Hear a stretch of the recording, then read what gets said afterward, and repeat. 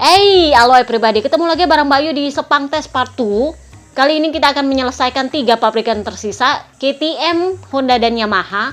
Kenapa Yamaha? Karena itu akan lebih panjang sedikit yang dibahas. Dan untungnya KTM hari ini launching livery nggak ada yang berubah, jadi nggak perlu panjang-panjang dibahas. Jadi katanya bosnya, karena nggak ada yang perlu diperbaiki, jadi ya untuk apa dirubah, ya udahlah ya.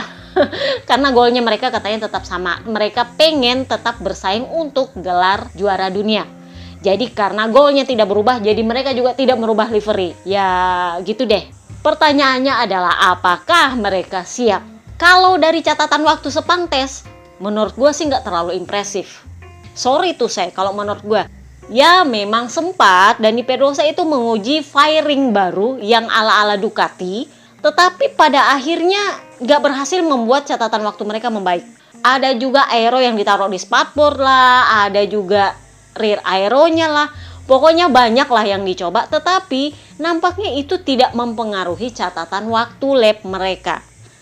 Jadi ya menurut gue sih nggak terlalu impresif. Papa Pip sendiri bilangnya, dia bilang feelingnya dia adalah motor ini lebih bagus daripada tahun lalu, meningkat lebih banyak daripada tahun lalu. Cuman para Ducati itu show off banget soal mematahkan rekor, jadinya mereka nggak terlalu kelihatan. Jadi menurutnya Papa Pip, yang pasti kita akan terus bekerja sampai di Qatar, sampai kita siap balapan dan memberikan potensi yang sebenarnya dari motor ini di track ketika balapan. Karena Sepang Test itu tidak menunjukkan potensi yang sebenarnya dari motor kami. Nah ini juga yang dikatakan oleh Brad Binder. Brad Binder, pangeran KTM itu bilang, itu peringkat di Sepang Test itu bohong, bukan yang sebenarnya. Kenapa? Karena saya tahu potensi motor saya dan itu tersembunyi dari catatan lap. Maksud gue ngapain disembunyiin gitu loh. Jadi dia bilang kayak gini, catatan waktu lap itu tidak menggambarkan kondisi sebuah motor ketika balapan. Jadi dia cukup yakin ketika simulasi balapan di hari terakhir, dia itu bisa bersaing dengan para Ducati. Tetapi memang untuk catatan waktu lap, untuk pertandingan dalam tanda kutip kualifikasi waktu lap, ya memang itu nggak kelihatan. Tetapi kalau mau pakai simulasi balapan, menurut dia nih, potensinya motornya dia bagus, ada. Jadi menurut dia, saya tahu saya bisa bersaing dengan motor ini bersama para Ducati. Kenapa? Karena simulasi balapannya saya cukup bersaing dengan Ducati. Itulah kenapa Pedro Acosta, nah ini nih, ini rookie yang paling bersinar selama Sepang Shakedown dan Sepang Test. Kenapa? Karena dia berhasil mengalahkan jauh lebih banyak seniornya dibanding rookie-rookie lainnya. Jadi ketika di Sepang Shakedown dia sempat memimpin catatan waktu di hari kedua apa hari ketiga ya gue lupa. Nah di Sepang Test kan kemarin udah gue bilang kita akan bisa melihat Pedro Acosta ini di antara para seniornya itu yang sedikit memberi gambaran apakah dia memang punya potensi untuk menjadi cepat selama balapan atau enggak. Dan pada akhirnya dia masuk top 10 dengan motor bekasnya. Ya kemarin ada yang tanya dia dapat motor pabrikan, enggak, dia pakai motor bekas, tetapi part-partnya, sasisnya dan segala macam itu part pabrikan. Jadi ibarat kata supportnya itu support pabrikan, mesinnya iya mesin bekas.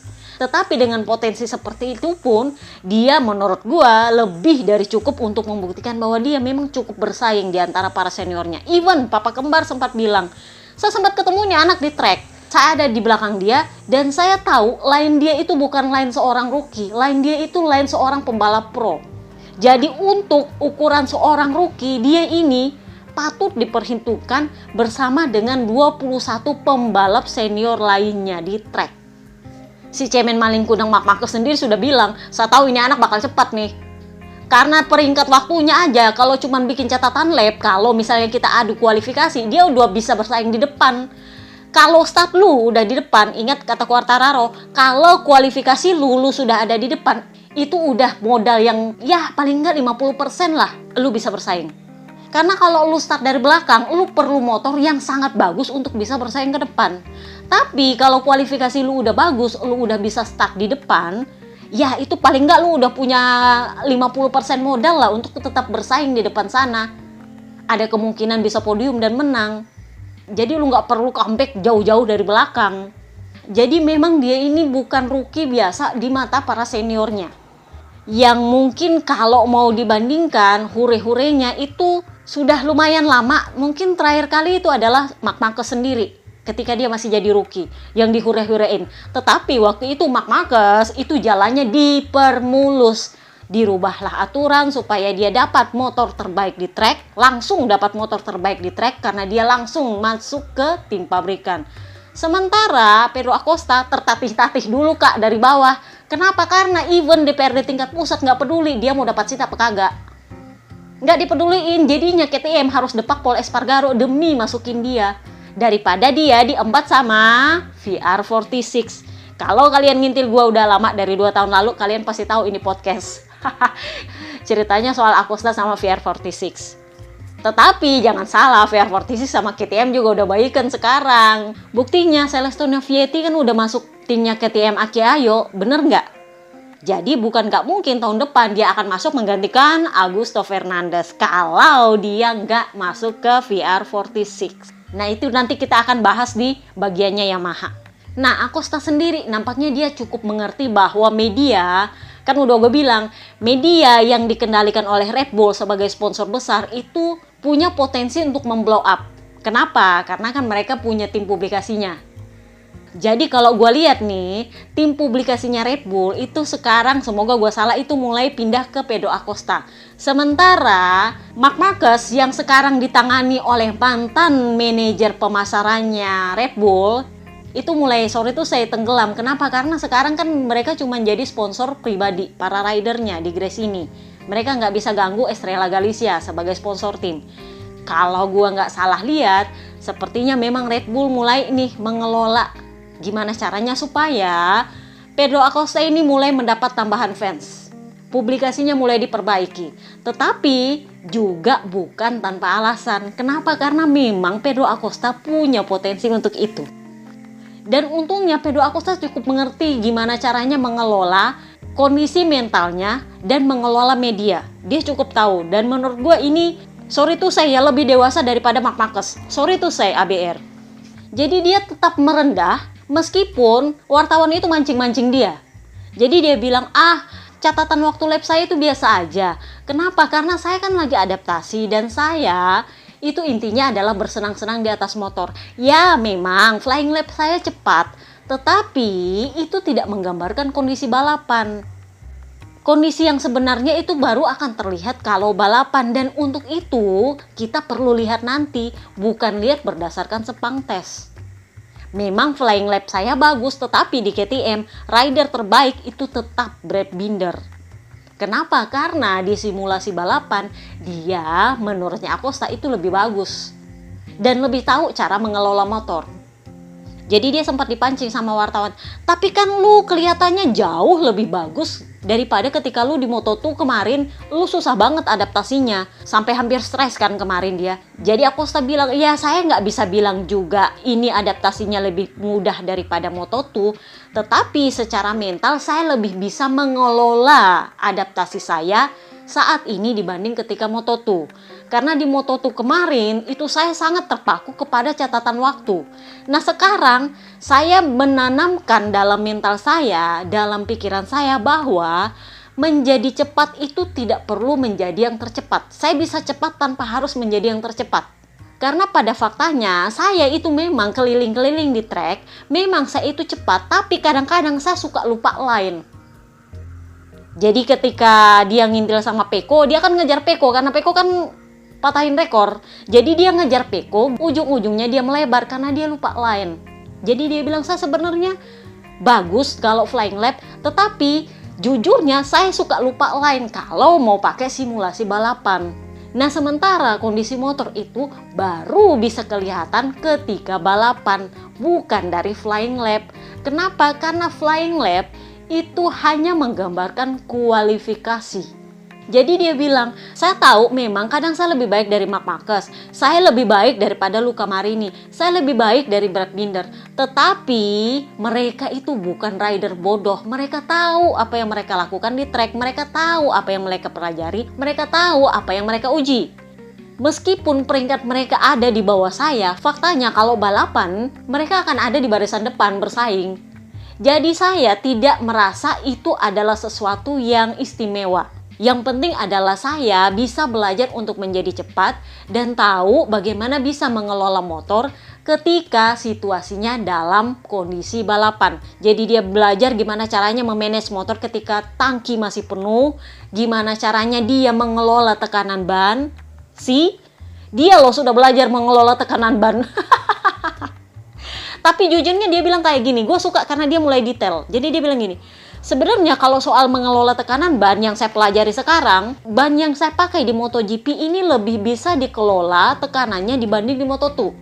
Di Moto2 naik tekanan 0,05 bar aja itu sudah amburadul tuh motor. Kan mereka pakai Pirelli. Nah sementara kalau di MotoGP pakai Michelin 0,05 bar itu masih bisa dikelola kalau menurut dia. Jadi menurut gua ini kayaknya bakal jadi rider pengembang yang baik nih. Dia mulai detail segala sesuatunya dan gua suka. Jadi dia bilang, ya itulah mungkin kenapa kalian melihat bahwa saya itu lebih cepat beradaptasi di MotoGP daripada di Moto2. Karena saya itu ingin bisa cepat tanpa harus jadi yang tercepat. Saya tidak mau mematok pikiran saya bahwa saya harus unggul di catatan waktu. Enggak. Kalau unggul ya unggul, kalau enggak ya nggak apa-apa. Karena saya juga nggak pernah memperhatikan catatan waktu saya. Jadi kalau kalian tanya apakah saya mau menang, apakah saya mau podium, kita lihat aja nanti di balapan seperti apa. Karena bagi saya, Brad Binder itu tetap pembalap terbaik di KTM. Dia adalah patron saya. Jadi gue suka caranya dia ngeles meskipun dipancing-pancing sama wartawan. Ini agak berbeda dengan sore itu saya tadi gue bilang Marc Marquez. Sorry ABR, karena kalau Marc Marquez sekali dipancing sama wartawan, keluar-keluarnya keluar. Dia enggak. Oh bagi saya itu biasa aja. Karena tetap yang terbaik di KTM itu adalah Brad Binder. Sepertinya Binder juga ngajarin dia gimana caranya untuk mengelola kondisi motor. Jadi kita lihat nanti akan seperti apa. Dia belajar sama Pedrosa ketika di Sepang Shakedown. Dan sekarang di Sepang Test dia belajar dari Binder. Gue suka ini anak maunya belajar. Jadi dia bilang pokoknya gue mau belajar aja. Terserah nanti catatan waktunya gimana-gimana ya urusan belakang itu. Saya nggak pernah lihat. Nah, apa kabar Augusto Fernandes? Nah, ini nih. Ya, memang kemarin dia lumayan bagus di tahun lalu. Cuman kalau tahun ini dia nggak membaik, lu kan tahu Stefan Pirer seperti apa. Kalau nggak Celestino Vietti yang naik, ya dia tukar guling sama Piek atau malah Marc Marquez kalau Red Bull memaksa. Tapi gua nggak yakin Red Bull akan memaksa. Tapi ya kalau emang dia nggak bisa membayar lagi 0,5 triliun ke Grace ini, sepertinya mau nggak mau dia harus ke Red Bull. Intinya adalah dia harus perpanjang sama Grace ini atau dia harus bisa menyingkirkan Enea Bastianini dari seatnya. Karena kalau nggak, ya udah dia mau nggak mau harus ke Red Bull. Dan itu akan sulit untuk dapat seat pabrikan. Kenapa? Karena pangeran KTM itu nggak tergeser di situ. Ditambah lagi calon ikan hiu baru Pedro Acosta. Jadi gosip berhembus sepoi-sepoi KTM ini lagi membujuk VR46 nih. Untuk lu mau nggak jadi tim satelit ketiganya KTM. Karena kan sudah ada Celestino Vietti tuh di bawah di Aki Ayo. Kalau lu gabung ya kan lebih banyak seat. Nanti Celestino Vietti kan gabungnya sama kalian juga ujung-ujungnya. Bener nggak sih? Cuman kalau mau bilang siapa yang lebih berhak mengklaim ya tetap Yamaha yang berhak mengklaim VR46, bener nggak? Meskipun mereka udah baikan sama KTM ya tetap. Oke? Nah sekarang kita ngomongin soal Honda. Jadi Luca Marini kemarin itu bisa dibilang kesulitan dengan motornya di Sepang. Jadi dia bilang di Sepang ini itu kelihatan banget Ducati itu beda sama Honda. Motor Ducati itu lebih banyak menggunakan kecepatan di bagian belakang daripada Honda. Honda itu menitik beratkan kecepatan mereka di bagian depan. Nah, saya belum terbiasa untuk itu. Kalau Marc Marquez karena dia nggak bertanggung jawab sama pengembangan, ya dia ngider 72 kali sehari. 72 lap di hari kedua. Sementara Luca Marini karena dia adalah rider pengembang juga yang nggak segampang itu juga ngider mulu, enggak. Kenapa? Karena dia juga harus menguji part. Karena dia rider pengembang, rider pabrikan. Jadi dia bilang ya saya nggak bisa ngider sembarangan juga kayak Marc Marquez karena saya kan kondisinya sekarang adalah rider pabrikan. Jadi dia bilang kita sedang berusaha mencari solusi gimana caranya supaya Honda ini bisa sebaik Ducati tanpa harus menjadi Ducati. Kenapa? Karena motor masing-masing itu punya DNA-nya sendiri. kita nggak bisa merubah DNA-nya Honda menjadi Ducati, tetapi memanfaatkan potensi yang ada dalam DNA Honda dan menutupi kekurangannya dengan berbagai cara. Nah, itu yang sedang kami cari solusinya. Kemarin juga karena dia adalah rider tertinggi di track saat ini, jadinya tangkinya itu harus dimodifikasi pakai alas supaya dia lebih nyaman duduknya. Jadi dia bilang, ya kalau dari segi kecepatan di trek lurus, motor ini sudah cepat. Cuman memang ngeremnya itu masih susah. Saya masih berusaha memanage gimana caranya ini kita bisa mengerem dengan cara senatural mungkin. Nah, ini dia mungkin karena dia adalah rookie di Honda, masih baru. Jadi dia memang sedikit berbeda pendapat dengan Mir.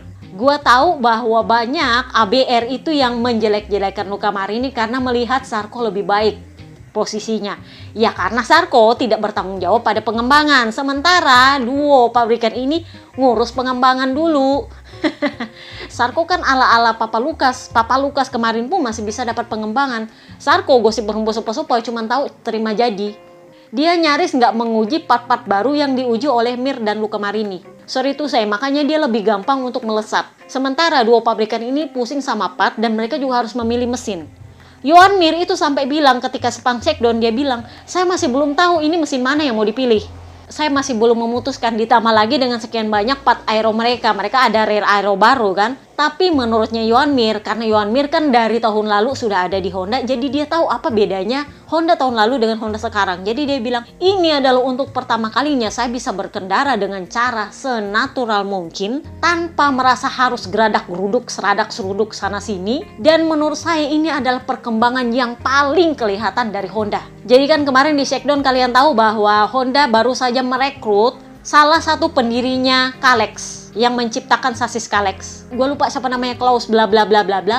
Itulah kenapa ketika di Sepang tes kemarin mereka sepakat bahwa motor ini lebih nyaman. Kenapa? Karena sasisnya baru dan itu karena salah satu pendiri Kalex ikut campur dalam pembuatan sasis mereka. Jadi kan tahun lalu mereka sempat pakai sasis Kalex untuk Marc Marquez tuh.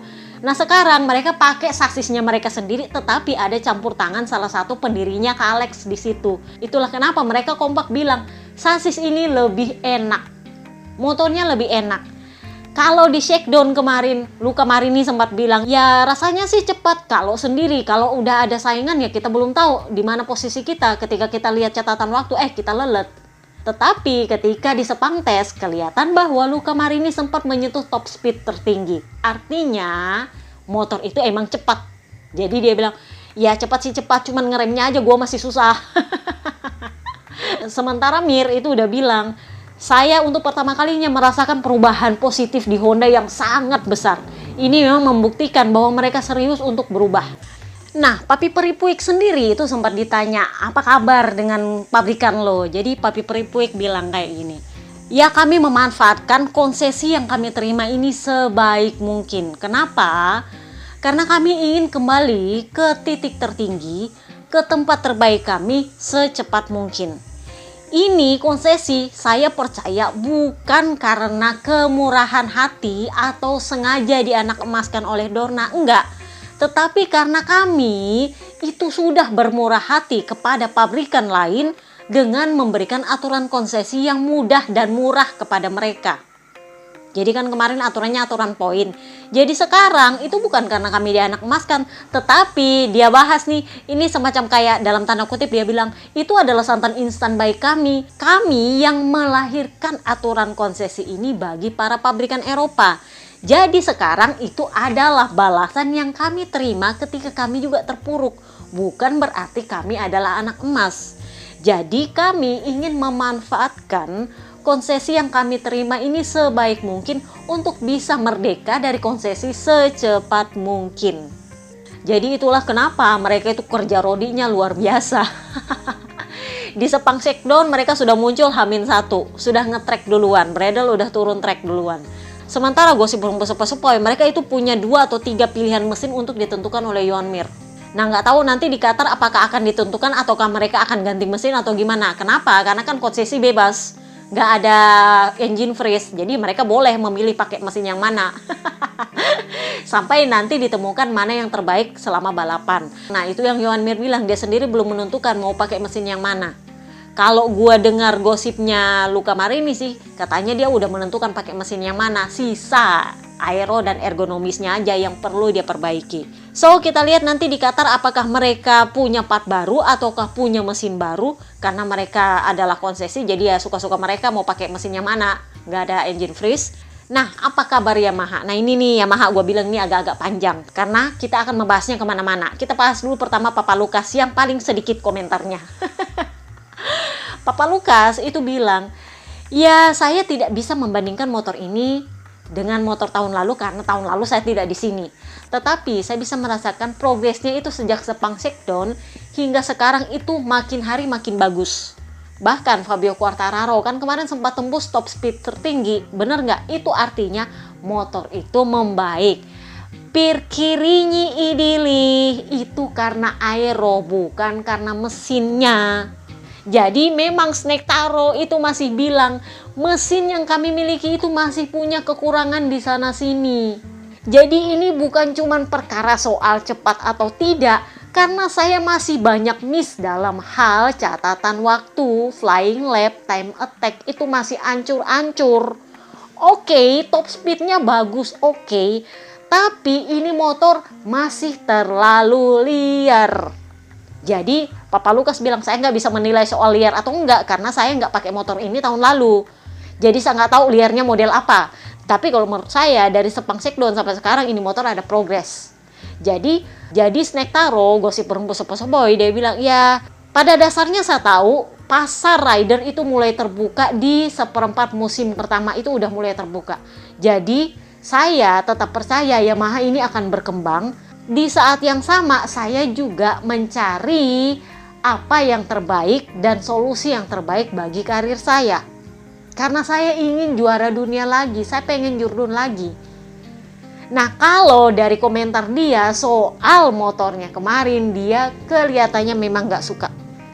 Jadi dia bilang ya memang motor ini sudah bagus top speednya, iya. Tapi meskipun top speednya tinggi, ini barang tetap liar. Dan saya masih kehilangan time attack saya. Gak ada guna top speed tinggi kalau itu gak terkonversi jadi time attack. Karena intinya adalah waktu kualifikasi. Kalau kualifikasi gak bagus ya balapan juga percuma. Kalau mulainya dari belakang, aduh susahnya maju ke depan. Malah mau lawan Ducati pula. Udah tahu kita konsesi. Ya bener. Jadi Snake Taro lebih memilih ya udahlah kayak gitu aja. Pokoknya banyaknya harus diperbaiki. Nah ini nih. Gue nggak tahu sebenarnya dia ada konflik apa sama Mario Meregali. Jadi Meregali, gue nggak tahu apakah karena dia lebih suka melihat segala sisinya dari sisi positif seperti Bebe Vale, seperti Morbidelli kan. Cara bicaranya itu lebih ke sangat positif. Jadi Meregali bilang, ya memang perlu banyak perbaikan di sana sini, tapi ya nggak ada yang terlalu mengkhawatirkan.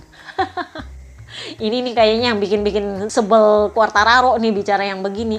Jadi Meregali itu sempat bilang bahwa memang kondisi top speed tinggi itu bukan karena mesinnya. Gosipnya itu karena aeronya mereka. Itulah kenapa mereka sudah mengajukan homologasi untuk paket aero mereka di Sepang kemarin. Yang ketika Snake Taro cetak top speed tertinggi. Itu aero itu yang sudah dihomologasi langsung di Sepang kemarin. Pirti ini kalau top speednya itu dicapai dengan aero, artinya mesinnya memang nggak kemana-mana. Bener nggak? Nah, ngomongin soal aero, kalau kalian mundur-mundur di podcast mana ya, gue udah bilang, ngembangin aero itu sebenarnya jauh lebih murah daripada lu ngembangin mesin. Honda itu adalah pabrikan kaya raya. Itulah kenapa mereka nongol dengan mesin yang banyak macam. Saking banyaknya itu Johan Mir, Papa Johan itu sampai bingung mau milih yang mana. Karena mereka punya banyak duit untuk mengembangkan mesin. Mereka memang kekurangan dalam tanda kutip untuk bisa mengembangkan aero karena mereka belum punya ilmu di sana. Tetapi untuk mengembangkan mesin, karena mereka dapat konsesi, ya jor-joran mereka bikin mesin. Nah sementara Massimo Rivola itu yang aeronya segala macam jenis-jenisnya itu punya pembelaan juga. Dia bilang mengembangkan aero itu lebih murah daripada mengembangkan mesin. Jadinya ya lu lihat di podcast part 1 kemarin kan Papa Nina sudah bilang mesin sama sasisnya itu 99% sama dengan yang tahun lalu. Yang beda itu cuman aeronya doang. Ya karena memang Rivola udah bilang lebih gampang dan lebih murah itu main di aero daripada ngembangin mesin. Jadi memang sudut pandangnya Honda sama Aprilia ini beda jauh. Sementara Ducati dua-duanya dikembangin, mesinnya dikembangin, aeronya juga dikembangin. Unggul banyak sebenarnya, tapi peri gigi loh. Jadi itulah yang membuat mereka unggul. Apa kabar dengan Yamaha? Yamaha udah mesinnya sepertinya tidak kemana-mana juga. Aeronya ya akhirnya paling nggak ada yang berhasil.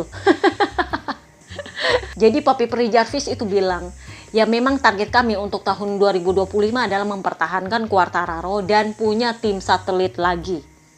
Kenapa? Karena dengan cuma 2 rider di track, meskipun kami punya konsesi, kami kekurangan rider untuk mencari data, untuk mengumpulkan data. Ditambah lagi, memang mereka merekrut, pakai cara cerdas nih, merekrut orang-orang Eropa untuk bergabung dengan Yamaha supaya memperbaiki apa yang kurang, terutama di soal aero. Karena Yamaha itu mengakui bahwa sepertinya lebih murah memang berkembang di aero daripada ngembangin mesin. Karena kan mereka dananya nggak sebanyak Honda. Itulah kenapa mereka merekrut orang-orang aero dari Ducati untuk bergabung supaya mereka bisa main di aero, nggak terlalu banyak main di mesin. Sementara yang diminta oleh Quartararo adalah mesinnya. Tetapi kemarin kan mereka sempat sentuh top speed tertinggi, ternyata itu gara-gara aeronya itu yang sepertinya Snaktaro sedikit miss di situ. Gua nggak suka, gua pengennya mesinnya yang bagus, bukan aeronya yang bagus. Jadinya dia sedikit kurang berkomentar ketika tes Sepang berakhir.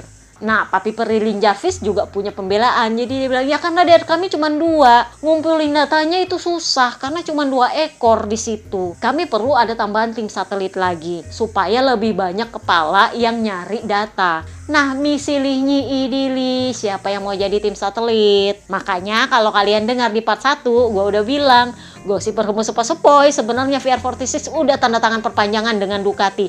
Dan kalau kalian lihat postingan hari ini, Pablo Nieto bilang, dia nggak bilang sudah tanda tangan, dia cuma bilang idenya adalah kami menggunakan opsi perpanjangan 2 tahun lagi bersama Ducati.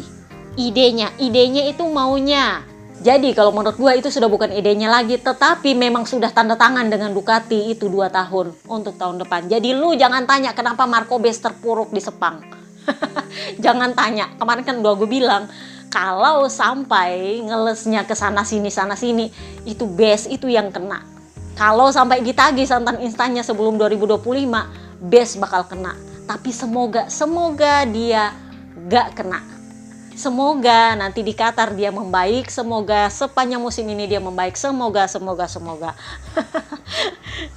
Karena memang gosip berhembus sepoi sebenarnya mereka sudah tantangan, cuman nggak diumumkan demi etika, karena Yamaha itu sangat mengharapkan mereka bergabung tahun depan di Yamaha.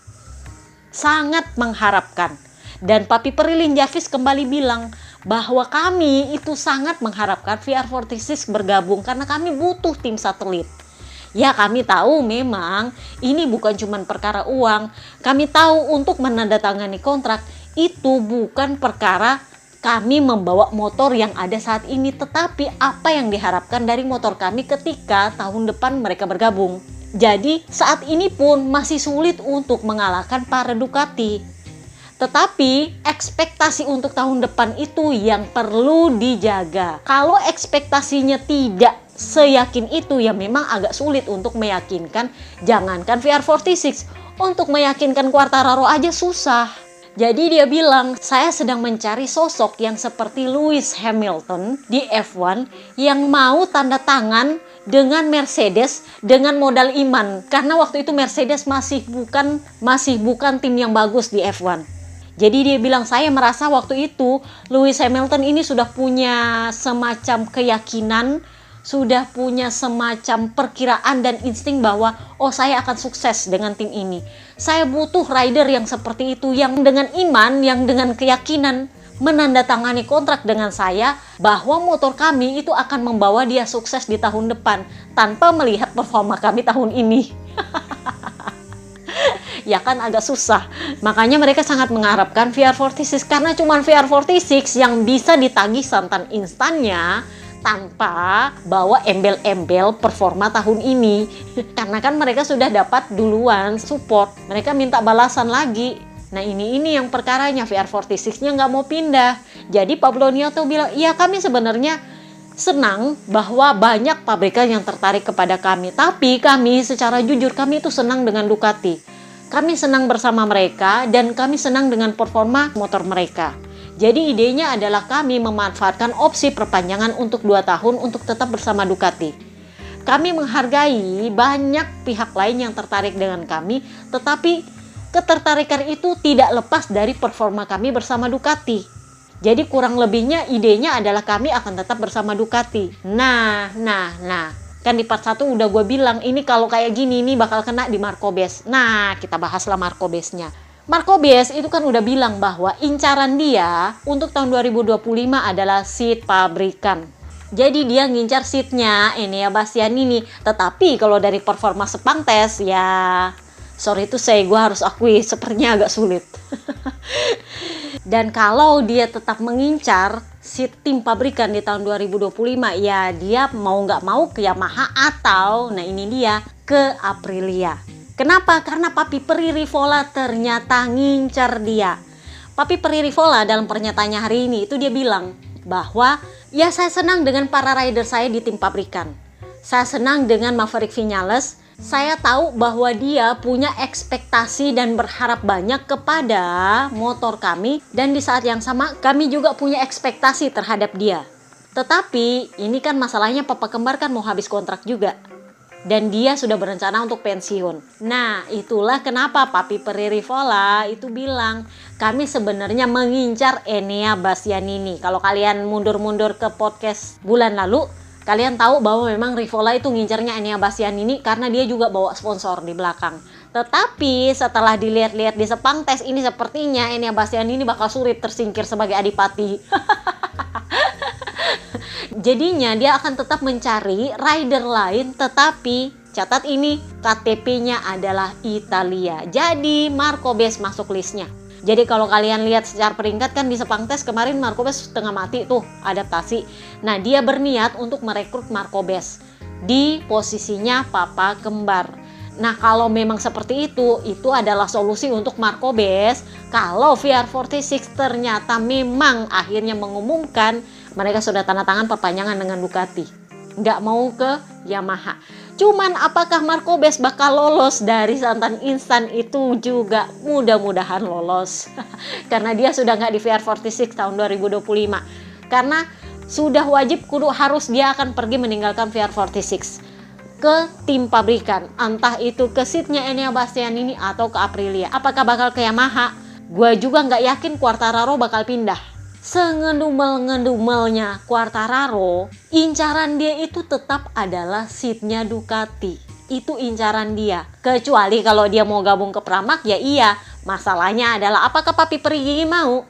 Ingat, sudah nggak ada Ciabatti di sana. Yang pegang line up, yang pegang keputusan akhir tetap Papi Peri Gigi. Jadi belum tentu Papi Peri Gigi mau sama dia.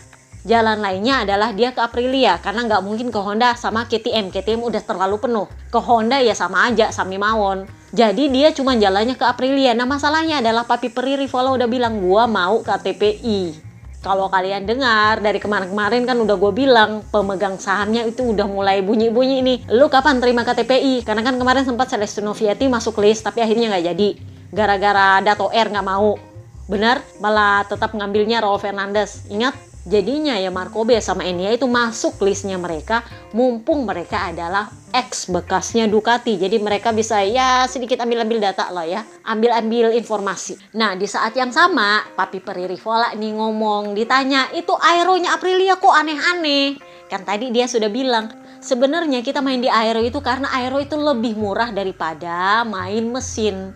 Itulah kenapa aero kami aneh-aneh. Karena kami mengambil konsepnya dari F1. Bagaimanapun tujuannya kejuaraan ini adalah menjadi sama populer dengan F1. Di F1 mereka itu melakukan segala cara supaya orang-orang di luar fans F1 itu tertarik untuk nonton F1. Mereka mengundang artis, mereka mengundang selebriti, bikin show yang luar biasa. Dan itulah konsep yang ingin diadopsi oleh MotoGP. Itulah kenapa kalian bisa melihat aero yang aneh-aneh. Karena memang MotoGP ini harus menunjukkan bukan cuma kecepatan, bukan cuma balapan, tetapi juga show. Tetapi harus kami akui bahwa memang kalender balap ini sudah terlalu banyak. Karena kan memang konsepnya Opa Espeleta kemarin adalah memperbanyak balapan supaya lebih banyak show-nya, lebih banyak pertunjukannya. Tetapi Papi Peri Rivola bilang, ya kalau kami memikirkan apa yang diinginkan oleh tim kami, keluarga kami, dan rider kami, kalau bisa ya mending dikurangi. Lebih dari 20 seri itu sudah terlalu banyak. Idenya adalah bagaimana kalau mengurangi seri di Italia dan di Spanyol dan menambah seri itu di luar Eropa di tempat di mana banyak uangnya. Contoh India sama Indonesia. Gua tuh bingung waktu dia nyebut Indonesia. Indonesia? Bisanya Indonesia dibilang negara banyak uang. Mungkin karena ketika Mandalika digelar itu banyak konten kreator yang hedon di sana, yang bikin konten pamer-pamer. Jangan salah, tiket VIP-nya selalu sold out kalau Mandalika. Gua nggak tahu itu yang bikin sold out, apakah calonya, apakah untuk yang lain-lain proyeknya. Tetapi faktanya memang tiket VIP-nya selalu sold out. Jadi itulah kenapa mungkin Papi Peri Rivola berpikir, oh ini Indonesia negara kaya nih, tiket VIP-nya selalu habis. Yang bener aja. Tapi ya udahlah, biarkan aja dia berpikir karena memang itulah yang dia lihat. Fakta yang ada di sirkuit kan seperti itu. Meskipun grandstand-nya kadang-kadang kosong, kadang-kadang nggak ada, tetapi tiket VIP-nya selalu sold out. Padahal itu tiket mahalnya buju beneng. Jadinya ya Papi Peri Rivola bilang ya mending kita gelar di luar Eropa di mana banyak duit di sana. Ya gue setuju sama yang komen bilang kenapa nggak digelar di Amerika aja. Nah itulah kenapa Trackhouse itu masuk.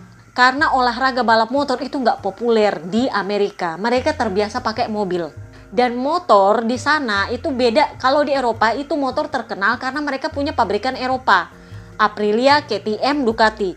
Sementara Amerika itu pabrikan motornya cuma ada Harley Davidson yang nggak balapan. Jadi kalian ngerti kenapa Amerika itu nggak terlalu suka sama motor. Jadi menurut gue ya mungkin memang Papi Peri Rivola wajar menyinggung soal Indonesia sama India. Karena kita ini adalah negara yang kemana-mana pakai motor. Penggila motornya banyak. Ya kalau menurut gue kenapa nggak ke Cina aja sih? Bener nggak sih? Tapi memang gue tahu masuk untuk balapan di Cina itu nggak gampang. Lebih banyak politiknya daripada show-nya. Jadi ya memang mungkin yang terlintas di pikiran dia itu cuma Indonesia sama India. Karena kita adalah salah satu dari 2 negara terpadat penduduknya yang paling banyak pakai motor. Jadi Papi Peri Rivola bilang MotoGP ini harus seperti F1 yang nggak ada saingannya. Ya tapi susah juga untuk masuk ke pasar Amerika. Ya memang harus lewat Trackhouse dulu. Trackhouse itu harus menang, lumayan terkenal baru. Mungkin orang, oh ya oke, bagus. Karena Amerika itu nggak punya pabrikan motor yang balapan di MotoGP. Mereka punya Harley Davidson dan itu nggak balapan di MotoGP. Itulah kenapa MotoGP itu cuma terkenal di Asia sama Eropa. Karena pabrikan yang berkompetisi di MotoGP itu cuma asalnya Eropa sama Asia. Kecuali kalau ada pabrikan asal Amerika yang ikut berkompetisi, mungkin ada peluang untuk kembali populer di Amerika. Jadi ya kita lihatlah nanti akan seperti apa kondisinya kalau Trackhouse udah masuk, apakah bisa lebih populer di sana karena mereka lagi ngincar untuk mengadakan 2 balapan di Amerika. Gua nggak tahu pakai sirkuit apa salah satunya selain kota. So itu dia podcast Sepang Tes kita yang part kedua. Gua tahu ini panjang tapi ya begitulah, kita namanya ngegosip. Dan kalau gua pendek-pendekin itu artinya ada yang nggak gua bahas. Oke, see you next time guys, bye bye.